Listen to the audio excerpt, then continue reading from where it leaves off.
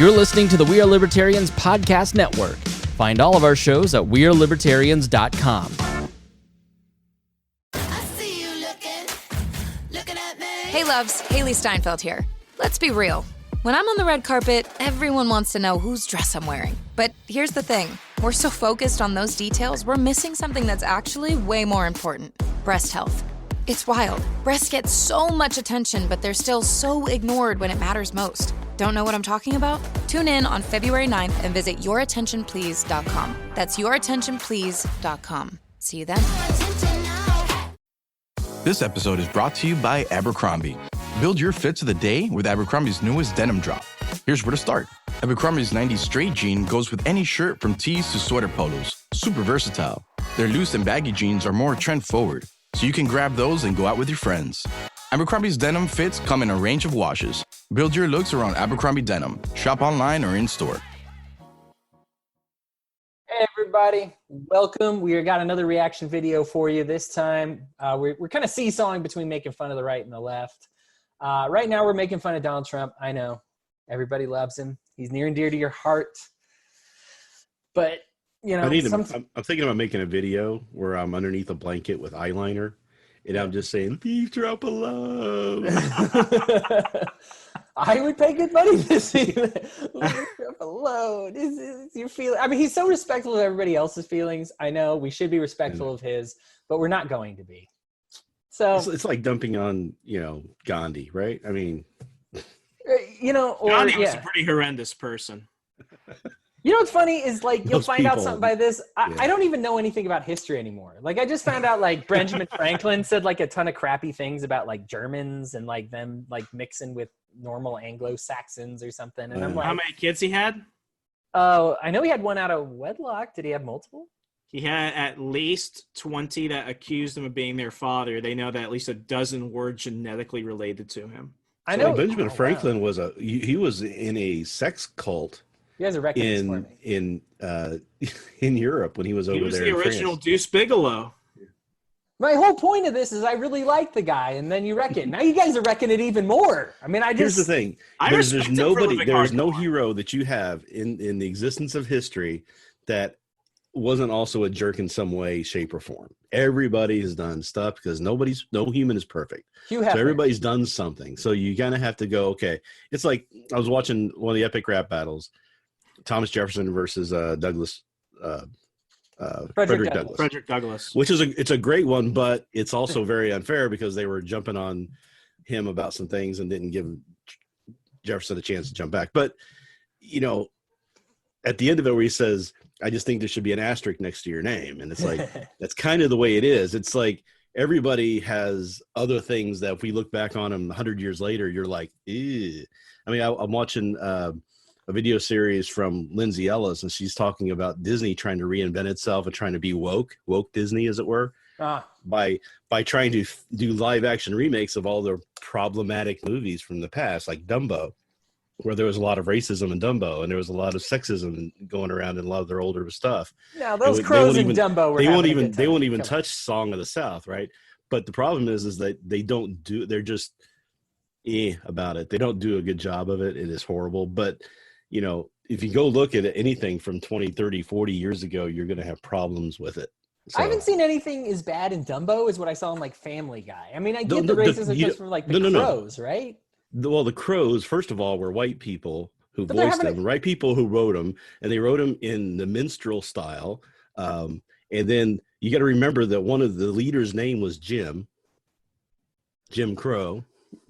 I see nothing but humor in all this. Oh, yeah. Remso's out. We can't.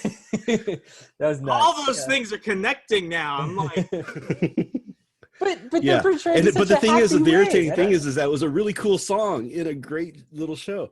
Yeah. And then when they did the remake, they didn't have that. They just had a guy announcing, and he was saying three of the lines that were like well, I've seen a house fly and I've seen a dragonfly, but I've never seen elephant fly. An elephant fly. That's the things that the crows said before they got into their song. So they had an announcer say that, and that was it, right? So that's the only reference they had to it. And the other one was that Dumbo was drinking, was drunk. You know, the pink elephant's on parade, and he's a baby getting drunk. So in the new version that they're being woke for, they didn't want to have the baby being drunk because that would be bad. So they had somebody come in with a bottle of champagne saying, "We should celebrate. Give this to the elephant." And somebody said, "You can't give a baby elephant champagne. That's just wrong." The guy goes, "Okay," and turns around and leaves. That's the only reference they made to it in the new movie. They're trying to be woke about it. It's hilarious. I'm so glad I avoided that. I have not watched any of the Disney live action remakes because they're all trying to they're trying to make fun of themselves. They at the end of the Dumbo movie, apparently they go to a theme park that the bad guy, who was played by Michael Keaton, had built, and it's basically Disney World. They have like so many references to all the Disney rides and everything else, and they're just trying to kind of say, "Hey, yeah, we know we were bad and we've got some stuff to work on or whatever," but they're trying to do it in a way that gets them off the hook without actually taking ownership of any of it. Wow. I enjoy Disney, and I think it's fun, and I think everybody's got missteps, so you should leave them alone. If it wasn't for fetal alcohol syndrome and giving babies alcohol, would we even have any right wing in this country anymore? Come on. Anyway, on to Trump, and let's just hear some things he's had to say about the coronavirus. The coronavirus. We have it very well under control. 5. This is their new hope. This is January 20th, right? They've got it all under control. Okay. This is the new hoax. Typically, that will go away in April. It's going to go away in April, guys. It's the perfect, the perfect response. Yeah. He could still be right. I mean, it's March. He's got about 6 days to make it right. So maybe we could go away in April. Maybe I'm too early for this video. We're in great shape. In great shape. One day, it's like a miracle. It will disappear, and the risk to the American people remains very low. The risk to the American people remains very low. At the time he said those words, 221 cases inside the United States. So, and all those mathematicians say is going to explode. Dummies. Calculus nerds, math nerds. Elitists. You think derivatives make you cool? Nerds. You got to play the nerds thing. Nerds. Yeah. Ogre. Nerds. All right, there's some music when it says he's downplaying. I think we have it very well under control. We have very little problem in this country at this moment. Now the virus. January 30th, very, very little. We didn't have very much problem in this country, other than probably millions of people were infected and didn't know it. But other than that, we didn't have a problem at all. Right, nobody's dying yet. Latent, yeah. So yeah. Virus that we're talking about. A lot of people think that. I like how he says it too. Like he's like this coronavirus. Like this stupid. This is like just like a fly buzzing around his ear. Like I don't know this nuisance that I keep having to address. Why am I being bothered with this? It's like my kid with like piano lessons. Like your piano I don't want to attend your piano lessons. I don't want to. I'm sure you do a good job playing the piano, and I just don't want to. I don't want to see it. I'm a deadbeat dad. That's supposed to be funny. Okay. Well, I guess we'll just move on. That goes away in April with the heat. Goes away in April for the heat. 12 cases, 11 cases. Many of them are in good shape now. They're already recovered. I mean, January 30th. Did you know this, Rhinehold? They have 12 to 11 cases, and all of them already fixed. I mean, Remso. Yeah, so obviously nobody will die. Yeah, if those people are already healthy. Yeah. They had 12 cases, and everything got fixed already. So, but that didn't include the ones on the boat, right? Because those weren't supposed to be in his numbers. He didn't want them in his numbers. No, so we're not including them. That's not his fault. If you're on a ship, you're not an American citizen. Remember that. Log that in. Especially if you get sick from eating raw oysters, like you're definitely not an American citizen.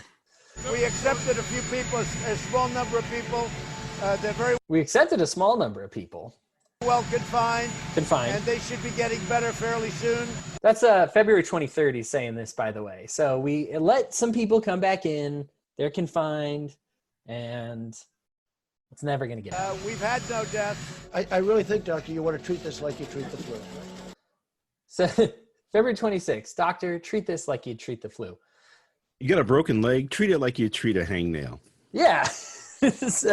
I mean, we treat hangnails all the time. I don't see what the problem is. So just drink a lot and hope that you forget about it when you wake up. You know, if your bank account's empty, treat it like you would treat needing to take out the garbage.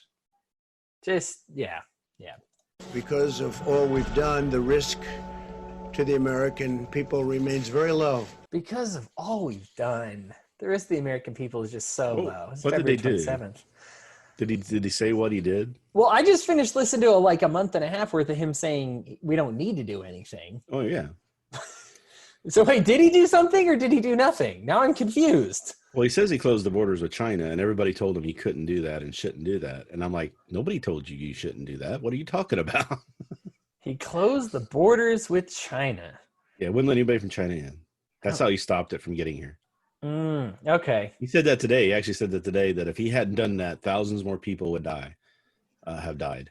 Now, what a lifesaver. I'm willing to bet that if he also said to take this as a serious problem, he might have maybe had a couple more thousand saved to his name, but you're just a bad reporter. You win some and you lose some. I'm a bad reporter. Me and Sean Spicer. I have to sit next to him during this thing, right? When I saw that Sean Spicer now had a TV show and that he was asking the president questions, I actually forgot he even existed. Yeah, I mean it's just a name. After Dancing with the Stars, he just like.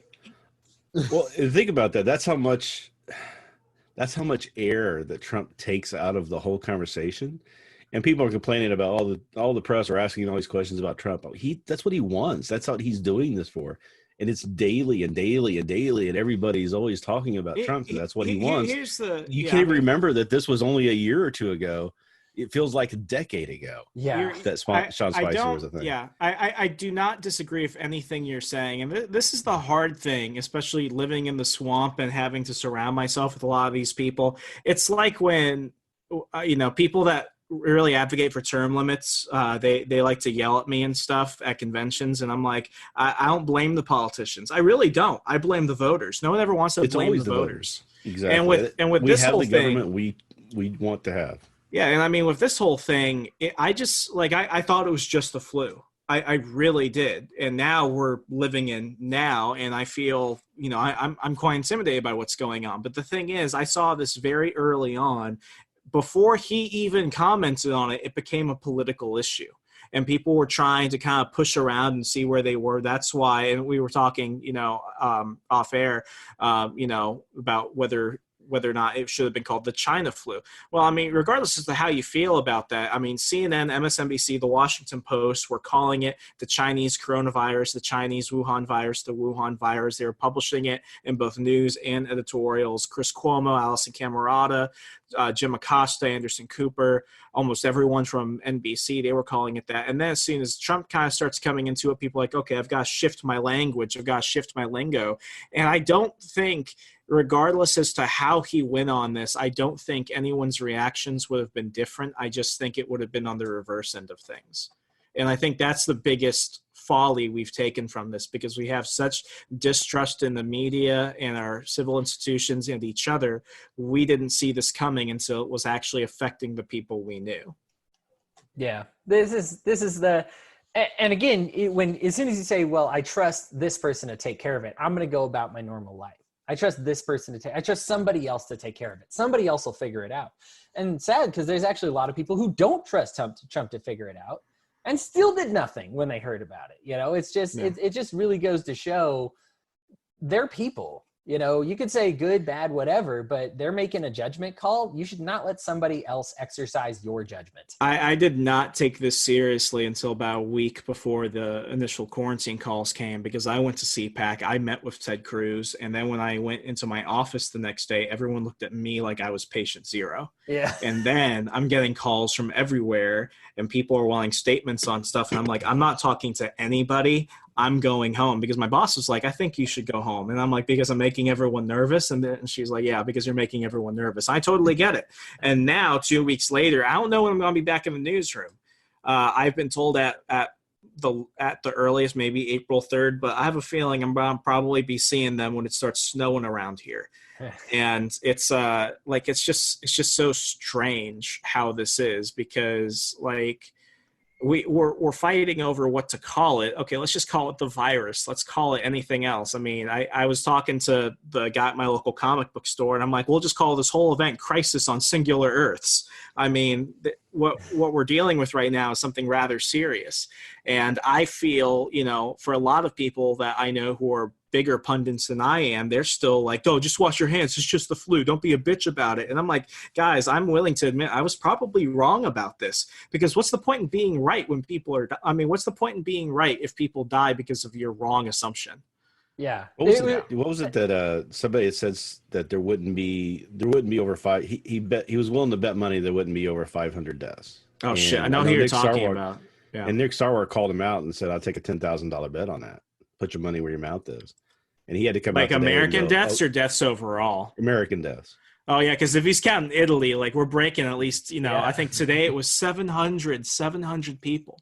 And like I have family that went, I have family in Germany right now. They were in Vicenza, Italy about a year ago. Now they're in Germany, where it's also getting really bad. And Angela Merkel's like 50% of the German people now will probably have symptoms, or at least they're hosting it. And I'm like, this is weird.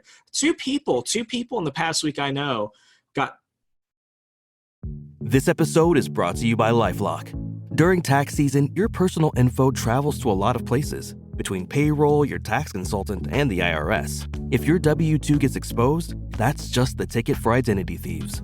That's why LifeLock monitors millions of data points every second. If your identity is stolen, they'll fix it guaranteed or your money back. Don't let identity thieves take you for a ride. Save up to 40% your first year. Visit LifeLock.com/podcast. Terms apply. BTW, FYI. Visit Nexplanon.com RN to learn about Nexplanon. It's an adjustable implant, 68 milligrams radiopay. Or ask your HCP IRL. Okay, TTYL. You found your person. Now let the Knot help you with everything else. The Knot connects you to the wedding inspo, vendors, venues, and planning tools you need to make your day totally you. Having helped plan 25 million weddings, we've got your back when it comes to every little detail like RSVPs, budgets, and more. Because your wedding comes to life with the connections that matter the most. Get started at theknot.com/audio. The Knot. Let's plan your wedding together. They were told that they were positive for Corona. And, a month ago, I'm like, no one we know will do this, because you look at the numbers. It's like, a few thousand people. I'm like, well, I've got a few million people that live in my area alone. It's a numbers game. And now it's like, this is weird. So I don't think I blame him as much. I think history is going to have a different opinion than I am probably. But right now, I don't think anybody saw this coming the way it was. And if you did, well, good job. I mean, I don't know what to give you. A lot of people. It's just Biden put out a whole thing January 15th, writing about it, saying we need to get testing going because this is going to be a thing we need to get ahead of. And I think a lot of people were just saying that he was saying that because it was contrary to what Trump was saying, and therefore he was trying to make a political position. That says way less about. Right. Yeah, that says way less about him. That says more about us. Yeah. I tell people all the time, I love nothing more than being wrong about something good happening. Mm-hmm. Like, what are we really fighting against other than ourselves in that? Yeah. That's what makes this whole thing so difficult to do. Yeah, it's just, I think, and especially when we know Trump is how he is. The whole joke is there's always a tweet, right, with Trump, that he's taken both sides of every issue on everything in his whole life. He's a classic New York Democrat, and a lot of people like to forget that. But he said a lot of that kind of stuff when he was being that. And he made his money with the mob. And so he learned a lot of those tactics. When he wanted to be something else. Yeah. Well, we saw that with the impeachment. That was super transparent. All right, here we go. Going to be pretty soon at only 5 people. Sorry. Soon.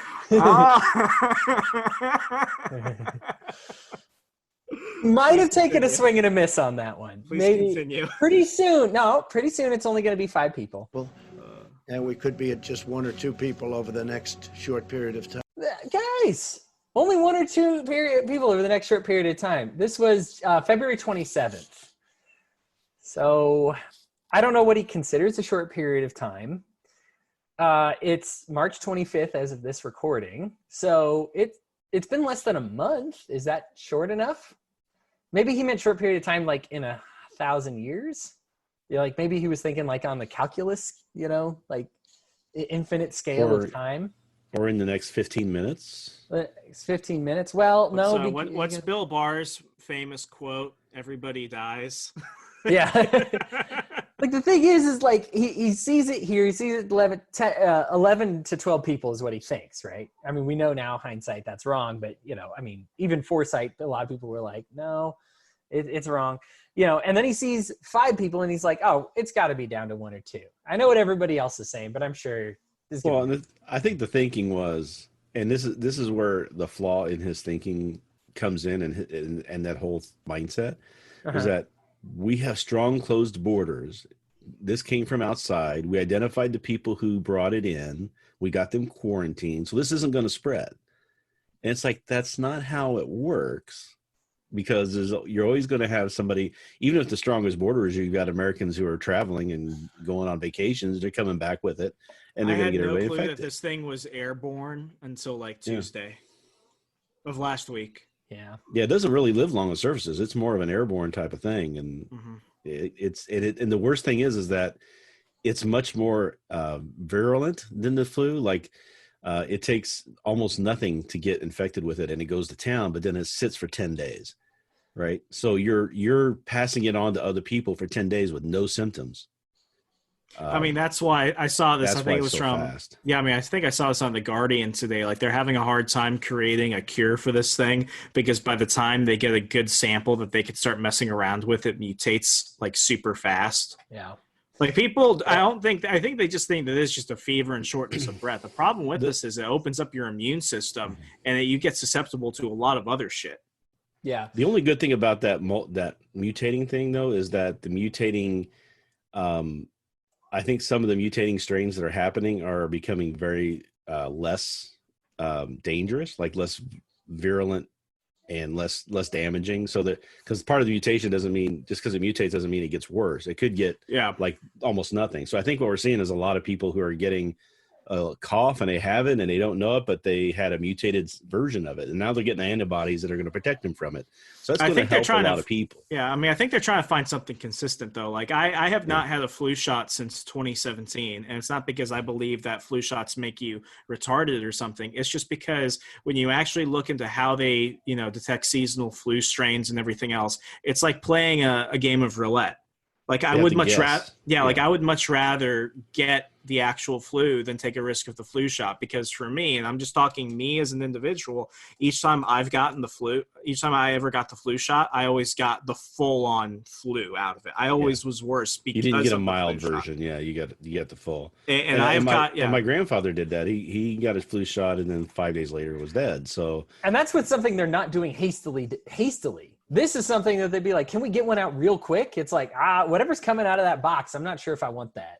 Like I don't already like it as is, but it's like, I know the death percent is low, but it's high enough to. Well, one of the things they're talking about doing is taking people who have had it and have now immunity to it, and taking blood samples from them and using that blood to transfuse into other people to help kickstart their immunity to it, people who already have it, right? So they don't know if that'll work. They think it'll work. They were doing it for other things. Should I get my dog's blood? I wouldn't try that. No? All right. Well, you don't want to, and if you've got an aquarium, don't Where's this going? To self-medicate. Where's this going? Don't self-medicate with the cleaner stuff. So there's an aquarium cleaner that has that hydrochloroquine. Yeah, hydrochloric. It's a different version. It's not the same thing. And somebody decided to self-medicate with it, and of course, they don't understand dosing and how much it really should be, and they end up dying from it. Yeah. Did they end up dying? Oh, there you go. Yep. They're dead. Somebody ended up dying. There's disco. To think that your fishbowl cleaner was not intended for straight consumption. That's unbelievable. So to put in perspective how wrong Trump was, On February 27th, he says, hey, we're down to 5 cases. A couple days, we could be down to 1 or 2. February 29th, 2 days later, 68 confirmed cases. That was just for people who had taken the test. And now we go up to March 19th, and it was 13,000. To unleash the full power of the federal government in this effort today. This is March 13th. Sorry, I'm going to back it up a little bit. It feels like an eon ago. Right. Unleash the full power of the federal government in this effort today. I am officially declaring a national emergency. To release the full power of the federal government. It sounds so like Darth Vader, Emperor Palpatine-y for me. Like, could you not phrase it that way? I understand that's what you're doing, but it's like a reverse erection. Who wrote this and had not seen like enough like villains in movies say that exact line? To unleash the full power of it. Like, anytime you say that, people are going to be like, like, that's just, who is writing this? I'm sure he would take credit for it if he got a good response, but I want to know who's actually writing this. See, this is a pandemic. March 17th, it's a pandemic. That was also the famous Chinese cross out there. A reporter just finished asking, why do you keep calling it a Chinese pandemic? Why do you keep using this? Because it comes from China. It's not racist at all. No, not at all. It comes from China. It comes from China. Say it like that. It's like the way he says China too is so weird. Yeah, it comes from China. Okay, like it's like somebody said that Trump could put his hands to his eyes and do the squeaky eyes and say ching chong, and everybody would just go, oh, that's not racist. Yeah. Well, I mean, what was it? Hillary Clinton, back when she was running, said like, "Oh, I met Gandhi. Yeah, he was working at a gas station in the Bronx or whatever." And it's like, oh, Joe Biden's famous. You can't go into a 7-Eleven unless you can speak Indian or something like that. Oh, yeah. Unless you have a slight Indian accent. Yeah. I don't believe that. I don't think. I'm going to say this broadly. Yeah. I don't think Trump is a racist. I don't think he's calling it that for racist intentions. I just don't. I don't think any of these people are racist. So I think what he's doing it for is nationalistic reasons. Sure. He's a nationalist. I would agree with that, because look what was supposed to happen right now. We were supposed to start the phase 1 tariffs, the phase 1 trade regulations. We were, basically pushing China to actually concede on a lot of things, and then this happens. If you believe it was a bioweapon, then look at the timing. If you believe that this is just happenstance, look at the timing. I mean, I will concede that's probably to gin up an enemy, because when people can actually see a tangible enemy versus this invisible enemy, as he keeps calling it, good language points on that. I mean, it definitely does gin people up. But I mean, like, not even a month ago, the Washington Post, MSNBC, Vox, CNN, NBC, ABC, everyone was calling it the China coronavirus, the Chinese coronavirus, the Wuhan virus. I mean, the Kung Flu. The Kung Flu. I mean, it's all the fact that they are the ones trying to create a problem with this. It's almost like projection. And he has been called out. The problem with this is that even when everybody stopped doing that, and he made a point to try to make it a thing, right? So he wasn't saying China virus for a long time. He started doing that after everybody else had stopped doing it. But I think this goes to everybody's point that it's because there was a name, right? Because China tried to stick it to us. Yeah. So here's the problem with Trump and racism and things like that. Trump has said and done a lot of racist things in his past. I don't think he did it because he's racist as much as he is just a ignorant bigot, right? Archie Bunker style. So Archie Bunker, I mean, when you got him with a black person, he didn't hate that black, the Jeffersons he ended up having relationships with. It's the people that those people are cool. It's those others. And then so he's just got this kind of bigoted mindset that is old school. It's from the relic of the past. Biden has a little bit of it himself. I mean, a lot of people at that age have a little bit of that from when they grew up. It's fading out, though. I think the thing is that type of mentality usually manifests itself in practice, because the thing about Trump is he hired minorities and diversified before a lot of other people, and CEOs and people that he entrusted with a lot of his companies were minorities. But he also was sued twice for not renting to black people. he has said that he didn't want anybody but Jews counting his money. I mean, he's done and said a lot of things. Sure. That I mean, with the first part, he wasn't. Bigots. I mean, he wasn't managing the property in the rent situation. I know what you're talking about. It wasn't like Donald Trump himself was singling out black people. And then for the other one, they said that they got the orders from above. They said that. I mean, it turned into a he said, she said situation. I'm not discounting your point with that. But I think with this one, I think it has less to do with that. I think if it came from Iran, he would call it the Iran virus. I think if it came from anywhere, he would do that. Well, I think. But if it came from America, he would not call it an the enemy. American virus. If he could make an enemy out of somebody who he sees as an enemy by using this to do it, he would do it. So let's say we found out that it didn't come from China, that it actually came from somewhere else. He would still want to do that because he's trying to make an enemy, and this is his way of doing that. Instead of just saying, let's just call it COVID-19, let's just call it what the scientists have called it and move on from that. He's trying to push a narrative that, in his mind, is going to help him in some way. I don't think we're disagreeing with each other at all. I've always been in the camp. Yeah, like I've always been in the camp that I actually think that Donald Trump is smarter than people give him credit for. Mm-hmm. And with the media in the situation, he's always trying to pin people on their words. I mean, he's the master at this. The fact that, they suddenly started attacking him for this, and then everyone starts going after and finding the clips, finding the article headlines and everything else. Yeah. I mean, he's the master of projection in that. I mean, that's how he took on Hillary Clinton. That's how he's done everybody at this point. And I think he's trying to, go for a 1-2 swing. If he can go ahead and put it on Xi Jinping for one, who he's still calling his best friend, who he has a great relationship with. And then he's also going after the fake news, who probably shouldn't be in the press room because of social distancing. I think he's going to do it. And I mean, the man is the ultimate kamikaze pilot. He doesn't care what you do to him. You could shoot up there all you want. He's going to take you down. Yeah. But the problem is, I think that only works for a while, and then that doesn't work anymore. It'll work for him. I definitely worry about the Republican Party post-Trump. I mean, the Republican Party post-Trump is dead. But I don't think he can maintain it so long, because every time he does something kind of like that, he's kind of irritating a different section of the populace. And eventually, they're all going to get hit by something, and then they're going to start saying, and they're seeing through the facade eventually. I think that once he gets reelected, we're rarely going to hear from him. I actually think he's going to become a recluse in his second term, kind of like how Obama did. Don't you say things unless you mean them, though. That sounds beautiful. I don't think he gets reelected in any way.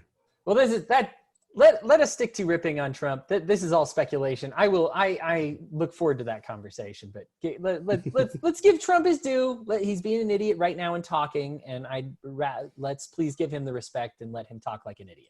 And What's that?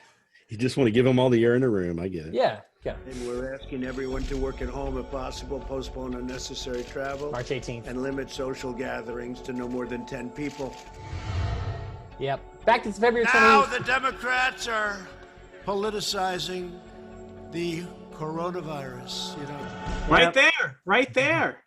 He knows what he's doing. Yeah. He knows exactly.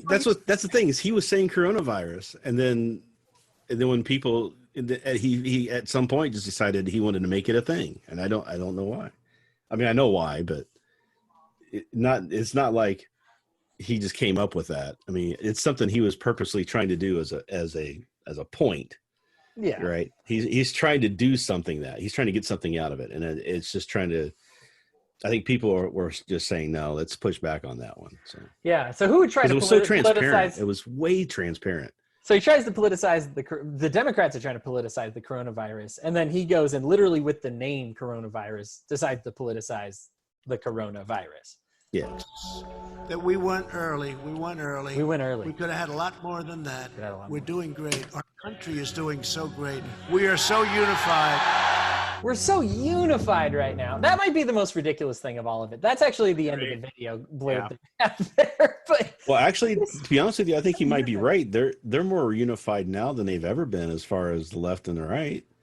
They came together with this bipartisan bill they just passed, and Trump's up there today giving praise to Chuck Schumer and how Chuck Schumer's done such a great job with this. It's like, weren't you guys kind of like ready to kill each other a month ago? I mean, Gavin Newsom and Andrew Cuomo were calling him a racist, sexist, bigoted, fascist, and now they're like, we have great relations. Look what they're doing for New York and California. It's like it's all the showmanship of it. That's why I take nothing personally with this. It's all an act. It's all an act. Yep.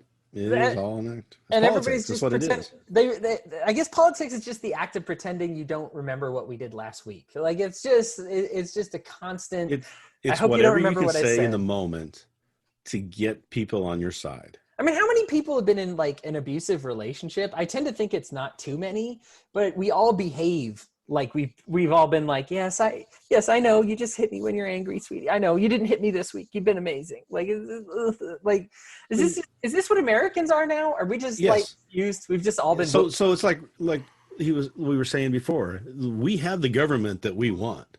We don't consciously, maybe want this, but subconsciously and by the way we act, the way we respond to these people who are running, this is what we put up with. This is what we allow to have happen. This is the government we choose. We have all the power. They have no power. We could vote them all out of office this next time. In November, you could vote out every single incumbent if you wanted to. It's not going to happen, but that's because they're doing something that you like, that you want to have. So this is what we are. This is the people we are right now. It's hard for so me unless society has to change and change their mindset in order for any of this to change, we're not going to be able to, like we were talking about term limits. Term limits aren't going to do anything, right? Because if you could get term limits passed, you could get these people voted out. Yeah. This is and as soon as they start doing things, because on one part of me wants to say, well, they don't let libertarians even debate. They don't let them on the stage. They try to keep them off the ballot. They change the rules. They whatever, and so people don't really, the right choice doesn't really get a fair chance. But then at the same time, we can see them doing those things to libertarians and say, hey, knock it off, and we still choose to not tell them to knock it off by voting them out of office. I mean, this was all, everything we're talking about this was the point of my second book, How to Succeed in Politics and Other Forms of Devil Worship. I mean, I focused primarily on George Wallace in that book. But I mean, the thing is, we have to start taking more blame on ourselves for things. Like when Wallace ran, he was the guy who was like the leader of the segregationist movement. Then he's tried saying that he was never a part of that and that was his old life. Then he tried instituting all these terrible policies when he was running for president in 1968. And like a third of the country actually went ahead and voted for him, knowing who he was. Like, this is a person who will go ahead and meander to do whatever he has to do. And the people allow it. The only reason why George Wallace did so many terrible things is because people reelected him over and over and over again. And it was not for a lack of choices. There was something that people wanted to have him in there, right? I mean, there were riots because of Wallace, right, in Chicago. Mm-hmm. So, I mean, it wasn't like he wasn't a polarizing figure. Yeah, he's a lightning rod. Well, guys, Trump has given you his very firm stance on the coronavirus. You should be very impressed with his leadership because he put his foot down and just said, well, it's consistency. That's the important thing. Right. And he's been so consistent about, I mean, everything from the name of the virus to how much of a danger it is to the treatments to the. So you're gonna hear something that I'm actually going to give credit to Trump for, is that he actually at some point had the come to Jesus meeting or understanding that this is serious and I need to start acting seriously about it. And he did. He was willing to take the hit on his political, flip-floppity to do that. Now, I don't think he invests that much into that process. Can you imagine if he right now he was still being like, no, this is a Democratic race? Can you imagine? We got people defending somebody else who said that in a newsletter recently, still defending him for that. So I will still defend him. I don't like his word choice of hoax in the title, but the article's good. I think there's still bad things in that article. I think this is his Hurricane Sandy moment. This is his 9/11 moment. I mean, when I saw Dana Bash and Joe Scarborough say that Trump is the leader we need in the situation, that's when I went full on bizarro world. I'm like, this is it.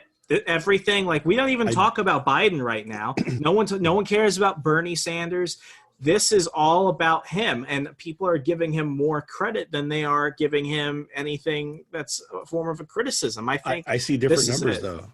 I see different numbers where I see the majority of people do not believe anything he's saying at this point, like the majority of people who polled in Gallup polling. His approval numbers haven't risen that much. They've risen from 40% to 43%. He's not, I don't think he's getting that big bounce from this, because there is that stuff that happened ahead of time where, and we talked about earlier on the earlier show about how he did so many things that made us in a worse position to respond to something like this. How is he getting any credit then? Why is anybody thinking of him more positively? Just because things are bad and he exists? I mean, because they know that he actively did things that put us in a worse position, and then didn't respond fast enough when the doctors and the medical people were saying we need to do something. So that's proving and he kept playing it off for weeks. I saw multiple polls today, and I mean, the Washington Times, we put out a report about poll where it's amongst Republicans, almost 99% approval, amongst moderates, 50%, Democrats, 30%. I mean, the thing is, one, I don't trust the polls anywhere. Ultimately, what I'm looking at is this. Historically, when you've had an incumbent, whether unpopular or not, and he's around the same numbers that Obama was around this time of year. I mean, this is ironic. We're not as close to when Hurricane Sandy happened in 2012, and Bush was just into year one when 9/11 happened, but this is where he gets his big leader moment. This is where all that happens, and people are going to forget so much about it. They'll just remember the guy that gave them money. No, because it's going to be the same thing that happened to Bush Sr. Remember him? He had the 74% approval rating for going into Iraq. I wasn't even a twinkle in my father's eye. he invaded Iraq and to kick him out of Kuwait, and he had a 75% approval rating in this country. And within 6 months, he was voted out of office, and his approval rating was in the 30s. I understand your point. I think it's a bit different because no one cares about what happens overseas. When it's a domestic issue, on the other hand, when you see it actually happening on the home front, we get the rebound effect. For Bush, it was 9/11. And, his whole thing going into the 2004 election was, do you want to switch commander-in-chiefs mid-war? Even though he screwed up the situation even worse. But with Obama, he almost didn't win. You're right. He almost didn't win. I got to introduce you guys to my friend Andrew Meyer, the "Don't Tase Me, Bro" guy. He actually has a great theory on how Kerry he taught me how to be a journalist. He actually has a really good theory that Kerry won the 2004 election. It was just some cheating and abnormalities. I'm off on a tangent. Diebold machines.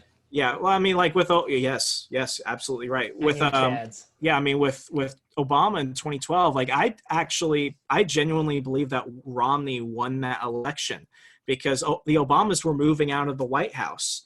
It wasn't until Hurricane Sandy and a bunch of other stuff happened where Obama, who was, hitting his lowest points in his popularity, suddenly rebounded because he was French kissing Chris Christie.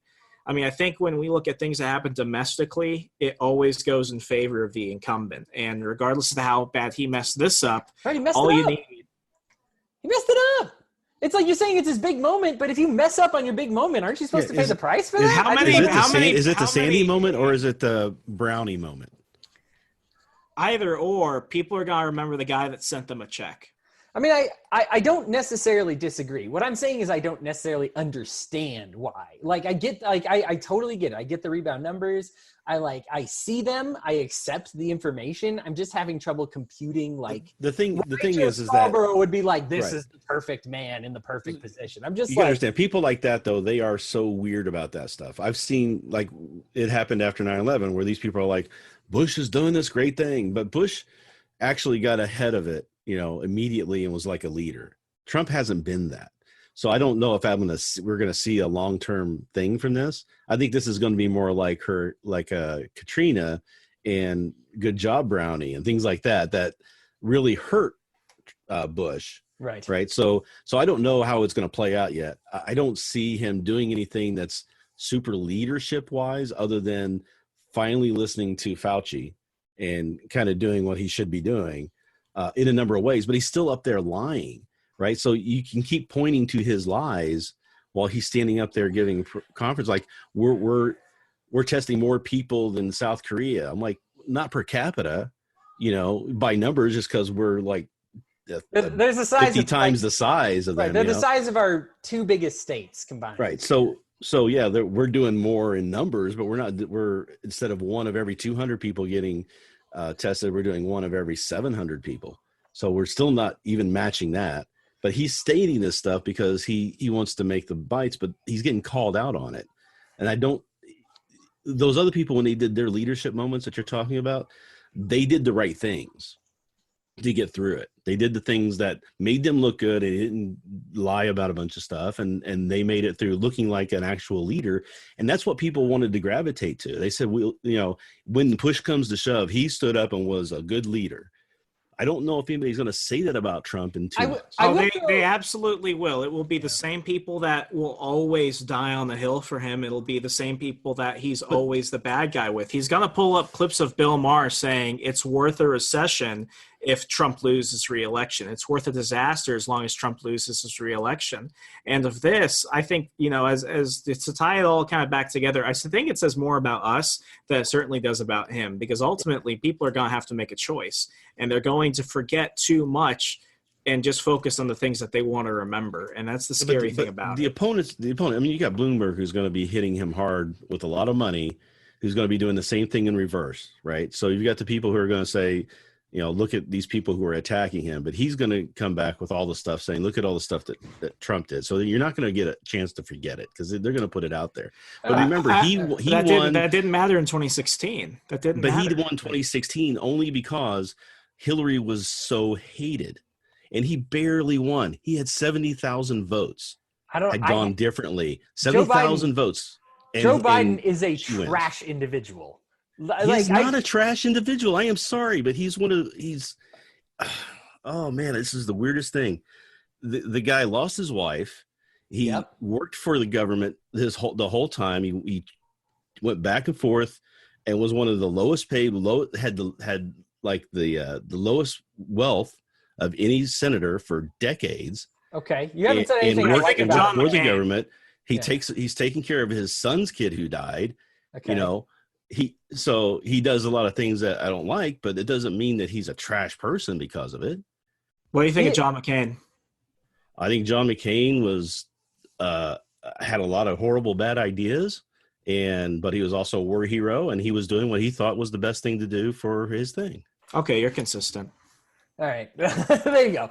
See, here's my thing. My belief is that most of the people who go into politics are doing it for a reason. And they're not doing it for nefarious reasons or personal, selfish reasons. They're doing it because they think they're doing what's best for the country. And the things they vote on are the things that they really think are the right things. That makes me hate Joe Biden even more. But I can disagree with them. Any of that is right that he's done.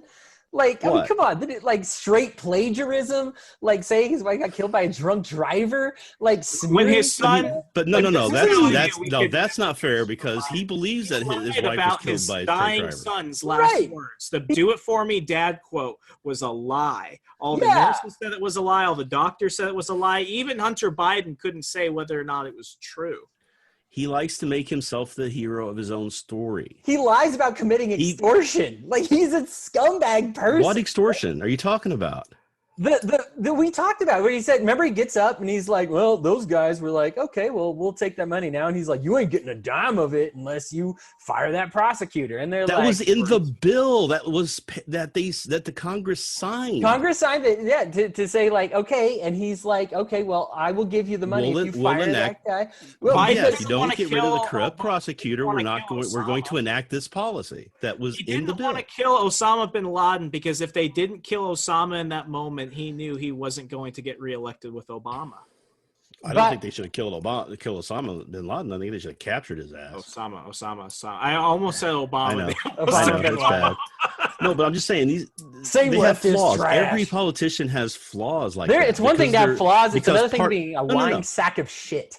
And that They're is what Joe Biden politicians. is. Of course, they're lying sack of shits. Okay, so then they're all bad people. Reasons. You're only helping me prove my point. But he is the king of the going to do things shit. to make themselves look better because they have to for the public to get them to vote for them. So every single politician is out there trying to present themselves as being the best person that they could be, and they're doing everything they can to make that happen.